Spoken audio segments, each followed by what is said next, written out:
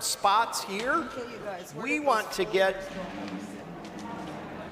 No, you're fine. We're going to get you a wireless microphone, though, Dr. Hinkie.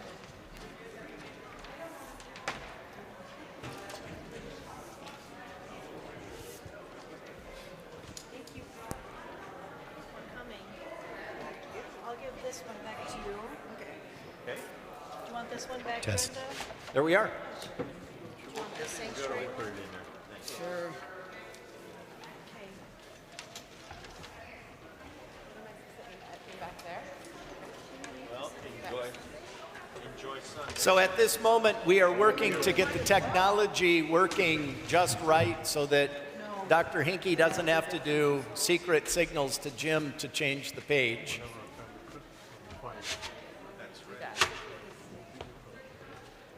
All right.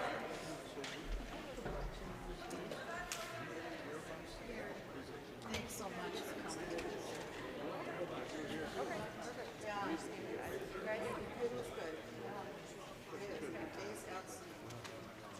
So I would like to introduce to you all Dr. Melissa Hinkie, who is the medical director. I'll go ahead. Who is medical director for the Heartview Foundation, and we are so thankful for her to be here this evening talking about shame and compassion.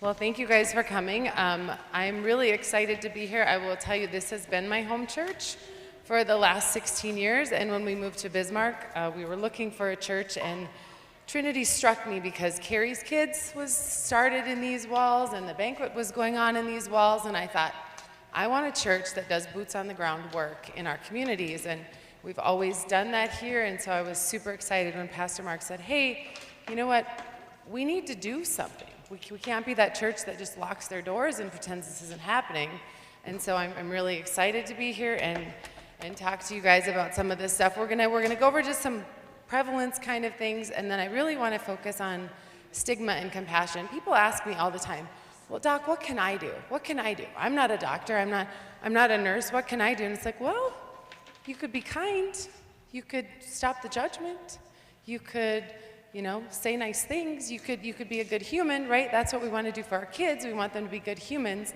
but as adults sometimes we forget that and we get a little bit catty, and so if you can't do anything else, just be kind.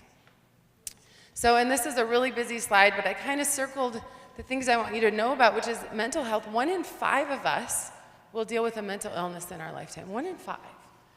I don't know how many people are here in this room, but it's more than 5, right? It's pretty prevalent. Some of the other stats, 90% of people who commit suicide will have a mental illness, right? That's significant. And only 56% of people who have a mental illness will get treatment. 56%. What if only 56% of people with heart disease got treatment? Would be appalled, right? Well, guess what? When it comes to addiction, that number gets worse. 10% of people with a substance use disorder get evidence-based treatment. 10%. That is truly horrifying, right? So I'm a breast cancer survivor.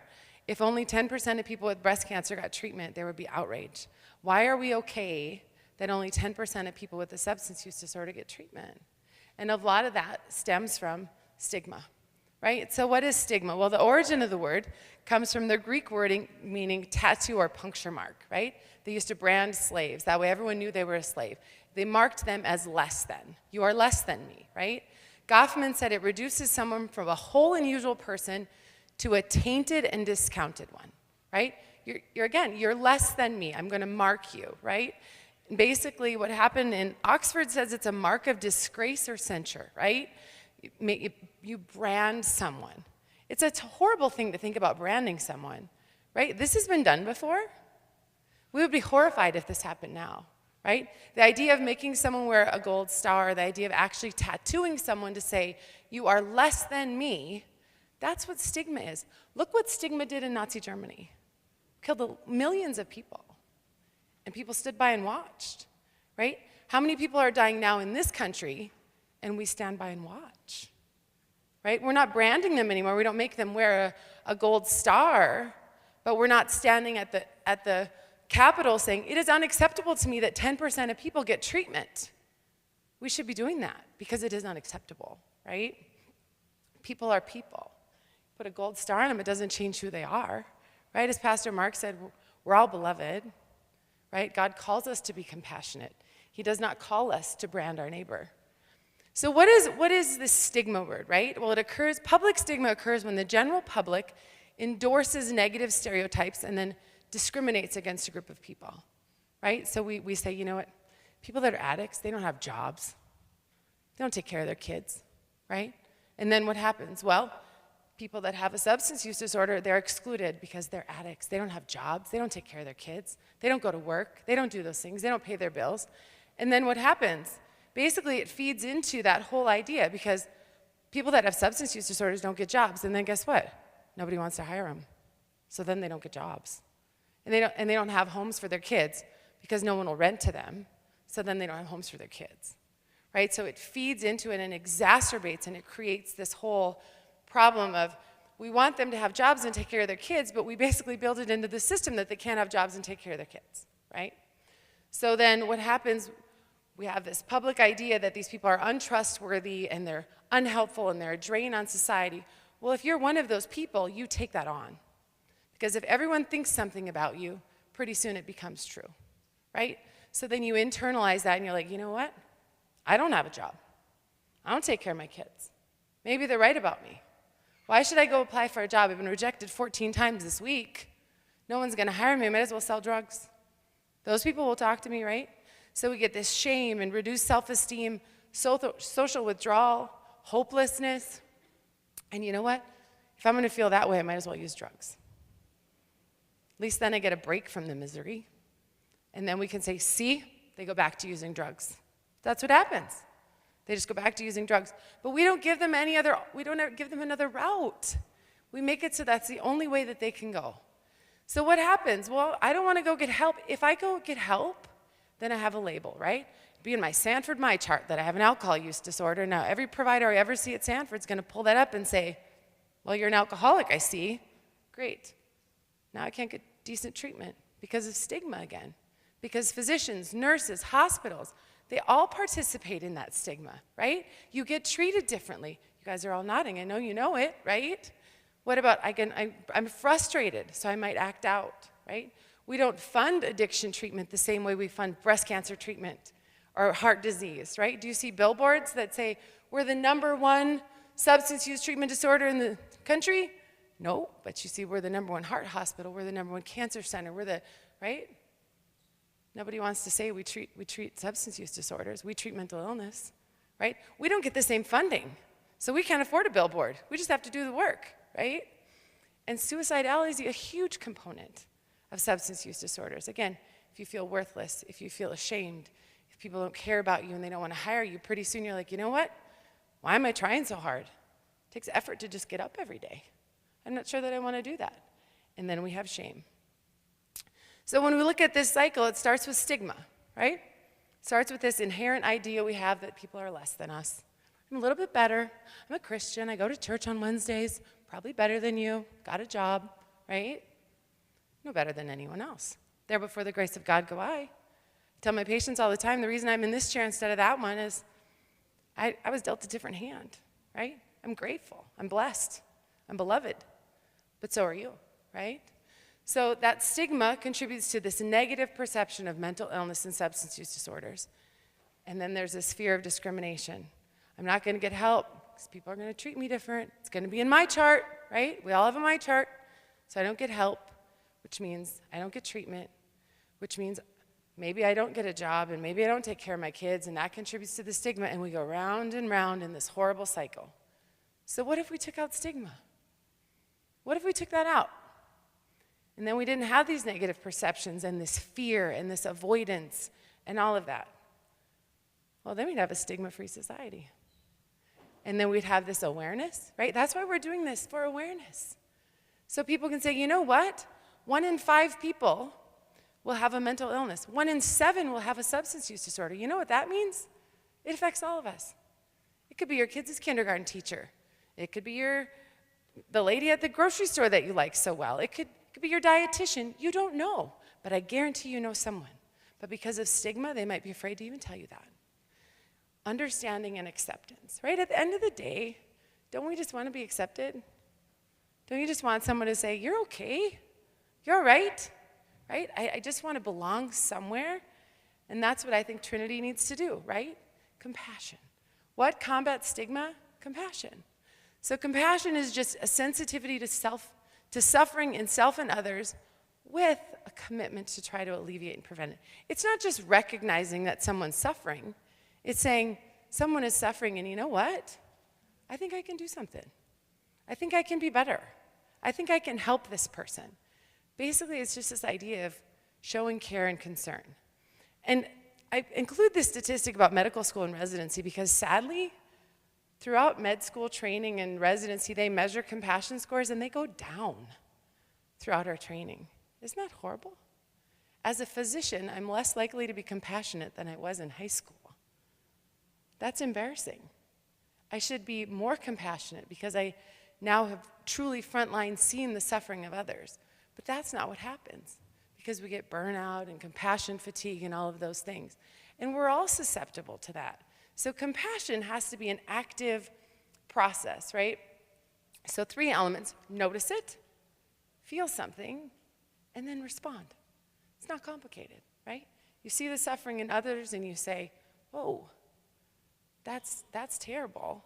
And then you do something about it.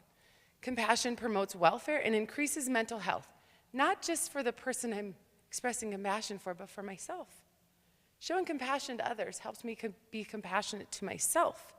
It's sensitivity, sympathy, empathy, motivation, caring, non-judgment, and I don't care what religion you are. Compassion is a core component of it. God calls us to be compassionate. He says, love thy neighbor. He doesn't say, love thy neighbor unless they're like Jewish or gay or black or addicted or mentally ill. No, there's no buts. Love thy neighbor, period, right? It stops there. We have to show compassion. That's all that love is compassion, right? The people that we love, we don't want them to suffer. That's really what it is. And it contributes to psychological, spiritual, and social health across the board. But if you don't show compassion to yourself, it is incomplete, right? So one of the things that I talk with my patients about all the time is give yourself some grace, right? I didn't wake up perfect this morning. You didn't wake up perfect this morning. Pastor Mark said a few weeks ago, the first sinner I see every day is the one in the mirror, right? None of us are perfect. But you have to give yourself some grace. You don't get to be 46 years old without really hurting some people along the way, without really making some terrible mistakes, without damaging some people, including yourself. So give yourself some grace. If you can't give yourself compassion, you're not going to be able to give anyone else compassion either. So self-compassion is basically extending compassion to yourself in a time of suffering. So instead of beating yourself up because you failed, give yourself some grace. And if you can do that to yourself, it's much easier to do it to someone else. If we stop judging ourselves, we'll stop judging other people, right? Sometimes it's a deflection. Like, oh, I know I'm having a lousy day and I yelled at my kids and I swore 16 times on the way to work. So then I come to work and I want to be snotty to my nurses. And it's like, well, that's not really their fault, right? If I give myself some grace, I can probably give other people some grace too. A higher level of self-compassion is related to fewer mental health symptoms, right? So we're talking about mental health and substance use. If I can be compassionate to myself, I'm going to sleep better, less depression, less anxiety, less guilt, less shame, all of those things, right? Significantly associated, again, sleep and all, decrease in stress. How many of us felt stressed during COVID? How many of us homeschooled our kids, right? How many of us did the things and thought we weren't going to make it another day, right? How many of the kids got tired of crock-pot meals? Right? So if we can just give ourselves some grace, we feel better. The people around us feel better. We are kinder, gentler humans, right? Less ruminations. You guys know what ruminations is? So cows are ruminants. They chew things and swallow them and then chew them again, right? Ruminating is that constant chewing on things.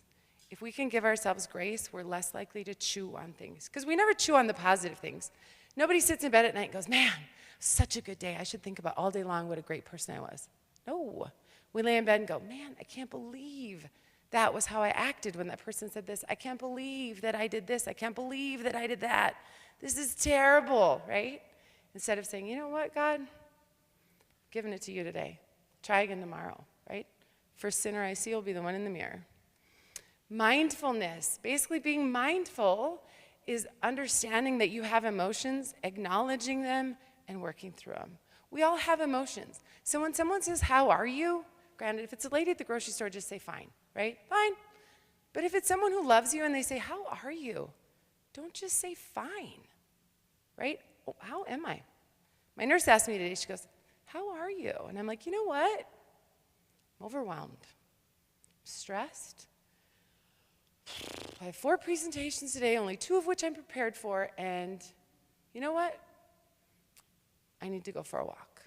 So I walked around the block, right? But I had to own it. I wasn't in a good headspace. If we don't own it, we can't do anything about it. We can't just say, fine, I'm fine, right? And if we can do mindfulness-based meditation and be aware of our emotions, actually own them. You know, sometimes with my kids, I'll be really snappy, and I'm like, why am I snapping at them? Who am I really upset with? It's not usually them, right? It's something else that happened. But don't ignore it. Don't stuff it. Don't put it in a box. Own it. Sometimes when you're really happy, why am I really happy today? Oh, I probably slept good last night. I maybe exercised yesterday. I probably drank enough water, right? We have to do a better job of actually being introspective and figuring out what's going on with ourselves. Resiliency, right? This idea of being resilient. Everyone sitting in this room is resilient. You don't get this far in life without overcoming something, whatever it might be, whether it is addiction or sexual abuse or abandonment issues or a horrible trauma or cancer or heart disease. We are all resilient. The fact that we wake up every day demonstrates resiliency, right? When we are resilient, we can reduce stress. If we can own that we are resilient, you know what? Some days I'm like, oh yeah, I got this. You know, it's not very often. But on those days when I feel empowered and I feel strong, I have less stress. I am less overwhelmed, right? So good sleep, healthy diet, exercise, self-care, self-compassion, all of those things make us more resilient. And again, COVID sort of changed the game on all this. We became less resilient. We didn't exercise. We didn't eat healthy. We didn't do the things we needed to do. We became less resilient. It's time to take it back, right? It's time to get back to doing the things that we know we need to do. And again, I'm a fast talker. I should have warned you guys, you have to be fast listeners. So what I want you to take home from this, mental health and substance use disorders are incredibly prevalent. 1 in 5 and 1 in 7, right? That's a lot. We talk about breast cancer, right? And again, I used to be super annoyed by Pinktober, and now I just embrace the heck out of it, right? 1 in 8 women will deal with breast cancer. But every October, everything is pink. But that's only 1 in 8 women, significantly less for men. But we're talking about 1 in 5 with a mental illness and 1 in 7 with a substance use disorder. Way more prevalent, right? We have to have the conversations. When I was a kid, there was a woman in my town who lost her hair. And I said to my mom, what's going on with her? And she goes, she has breast cancer. Because it was like taboo to talk about breasts. Now look at what we do. Oh my gosh, we've got obnoxious shirts and we've got all of this stuff because we have the conversations. And you know what has happened to care for breast cancer? Life expectancy has gone through the roof. We have better chemotherapy, we have better surgeries, we have better radiation, we have better treatment. So if we can have the conversations about mental illness and substance use disorders in that same way, instead of whispering about it, maybe we'll get better treatment. Maybe we'll see success rates go through the roof like we did with breast cancer and heart disease. But we have to be willing to have the conversations. We have to be willing to say, you know what? I'm a part of this community, and maybe I don't deal with either one of these things, but I'm going to talk about it. And I'm going to show compassion, and I'm going to do the things. I'm going to be a good neighbor. I'm going to love my neighbor like God commands me to do. Stigma keeps people from getting treatment. Again, I don't want it in my chart. I don't want people to know, right? We talk about breast cancer, we talk about all those things, but I don't want people to know that about me. That's stigma. All of us can do something to reduce stigma. If you can't do anything else, just be kind. Stop judging the person down the road, when their kid goes to treatment. Oh, did you hear so-and-so's son had to go to drug treatment? Instead of, you know what, we should pray for so-and-so because her son had to go to drug treatment. It's a horrible illness, addiction. It is horrible. It is ravaging, it is deceptive, it is manipulative, and it is lethal. And we need to talk about it in those terms instead of as if it's some sort of moral weakness. It isn't that. It is a horrible, lethal illness. Compassion contributes to psychological, spiritual, and social health for all of us, for our whole communities. If we could be more compassionate, our communities would be nicer places to raise our kids. We wouldn't have to talk about bullying all the time. We wouldn't have to talk about stigma all the time because we would just love thy neighbor. Self-compassion helps us to be more compassionate to others. So give yourself some grace. You didn't wake up perfect today. You're not going to tomorrow either, or the next day, or ever again. It's not going to happen. So you might as well just put that out of your head and decide to give yourself some grace, right? Forgive yourself for the mistakes that you're going to make. Lack of self-compassion is linked to mental illness. So if you can't give yourself some grace, unfortunately, you're more likely to struggle with depression, anxiety, insomnia, all of those things. And this church, this incredible community, can be that place where people can come and feel loved instead of judged. If at the end of the day, that's all that we do is let this be a safe place for someone to come with their kids and to say, you know what? This is a place where I feel like I can have a conversation and no one's going to go, oh, did she just say she has a substance? Did she say she's an addict? It's like, yeah, probably not going to steal the communion wafers. Probably not going to, get those thoughts out of your head, right? Treat people like people. And at the end of the day, the Dalai Lama said, be kind whenever possible. It is always possible, right? Always. There's never a day where it's like, I don't know, of all the things, I just can't be nice today. No, you can probably always be nice, right? That's one thing we can always, if you have nothing else to give your kindness. And nobody cares how much you know until they know how much you care. I mean, I could throw stats at you all day long. None of my patients care what my grades were in med school, how I did in college. They could care less. They know that I care. They know that I want them to succeed, that I celebrate their accomplishments with them, and I mourn their losses with them. That's really all people care about.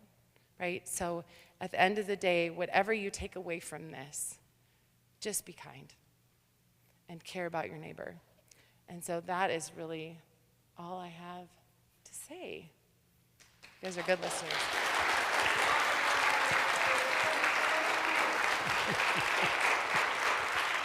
Thank you.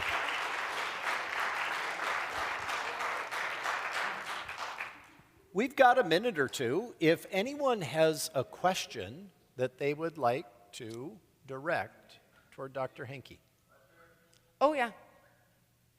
Hi, Jason.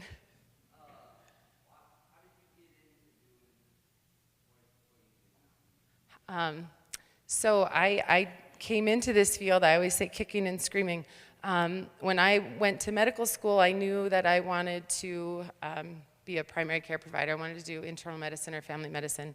Along the way, I found my love for psychiatry and mental health.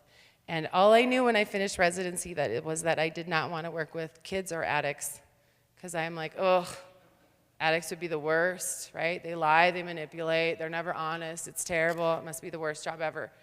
I came back to Bismarck, and I was at Target with my kids, and I ran into a friend of mine who, while I was at residency, she had married the executive director of Heartview.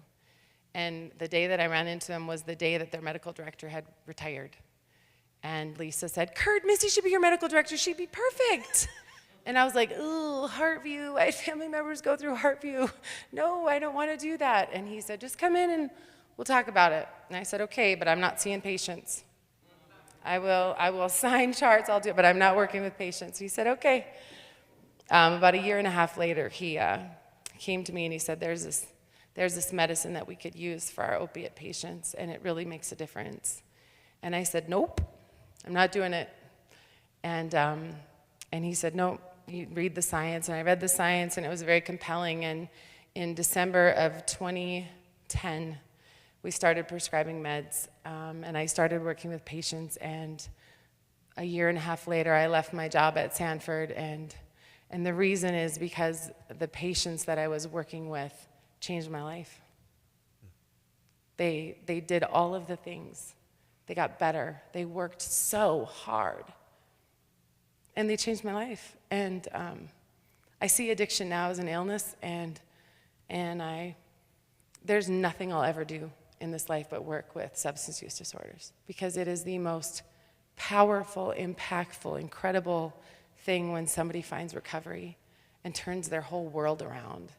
And so now I'm hooked, and I'll never go back to doing anything else. And so truly it was the patients. And I just say, you know what, God put me in Target that night with my 2 screaming kids in the car, and sometimes you're just where you're supposed to be, and I think that God just put me where I was supposed to be that night. Thank you. Anyone else have a question? Yeah. Thanks, Lexi. You did the work. Any other questions? If you have questions, I think I'm going to talk to the You are. youth after this, and then, but I'll be around. Great. Thank you very much. So, as you came in this evening, everyone received a half sheet that has the listing of the different topics that are available for breakout sessions. There are 4 different topics for our young people that they can choose to go to, 3 different topics for our adults to go through. I'm going to go through them real quick to be able to tell you the location and who is there. So, Allison Trainer is with us. I want to stand up as I share our presenters. Allison, thank you so much for being with us. Allison is going to do a gathering on mental health, depression, suicide, and that's going to be in the lower youth room. In the lower youth room, young people, you all know where that is. So if you're interested in going, you will head with her in just a little bit. We are going to have a presentation on second thought. Marieke Liebel and Aaron Jacobson, are you both in here? That's going to be in the community center, young people. If you want to go to that, you can read about it. Hijacked Brain, that's going to be Dr. Henke, and that is going to be right here in the sanctuary. And then we have Elizabeth Schmid-Kuntz and Erica Skoglund. Excellent. That will be in the fellowship hall. So downstairs, young people, you all know where that is. Carrie Schoenhard up for the adults on the backside. Carrie Schoenhard is going to do, Carrie is right back there, is going to do a piece on coming out of COVID dormancy and thinking about isolation and such. That's in the conference room. So adults, if you're not familiar, go up toward the office. Before you hit the stairs that take you up to the ed room, just turn left.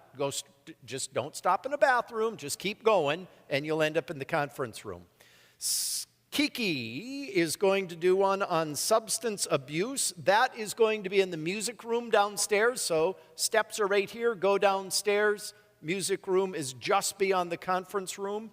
And Carlene Hennefent. Carlene, are you? Hello. Welcome, welcome. And that is going to be in the nursery. So if you are an adult that would like to go to the grief and loss, the nursery is just out through the doors here. Don't walk outside. Just hang a little bit of a right. It is out there. Invite you to head out now. There are snacks and water in each of the rooms. Enjoy. We will wrap up at 7:35. Thanks for being here.